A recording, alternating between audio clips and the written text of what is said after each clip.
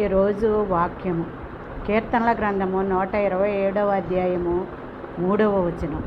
కుమారులు యెహోవా అనుగ్రహించు స్వాస్థ్యము, గర్భఫలము ఆయన ఇచ్చు బహుమానమే. ఈ సృష్టిలో గొప్ప బహుమానం అంటూ ఏదైనా ఉన్నదంటే గర్భఫలము మాత్రమే.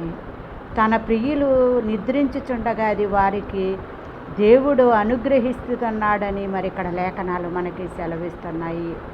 మన వంశాన్ని నిలబెట్టేది, మన గోత్రాలను నిలబెట్టేది, మరి దేవునికి స్వాస్థ్యముగాను ఉండేది కుమారులు అని ఇక్కడ దేవుడు సెలవిస్తున్నాడు.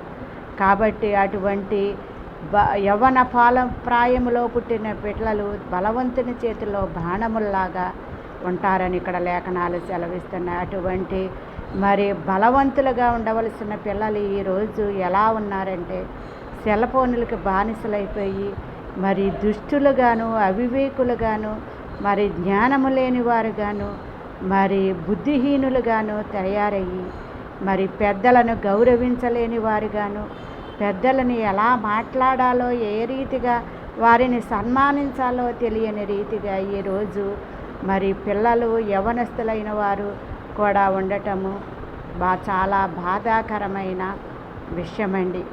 ఎందుకంటే మరి దేవుడు సెలవిస్తున్నాడు, పిల్లలు దేని ద్వారా తమ నడకలను స్థిరపరచుకుంటారు. యవ్వనస్తులు పిల్లలు అంటే దేవుని వాక్యము ద్వారా మాత్రమే వారి నడకలను స్థిరపరచగలమని ఇక్కడ లేఖనాలు సెలవిస్తున్నాయి. కాబట్టి దేవునికి భయపడే వారెవరో వారు మాత్రమే ఈ లోకములో యోగ్యులుగా ఉంటారు.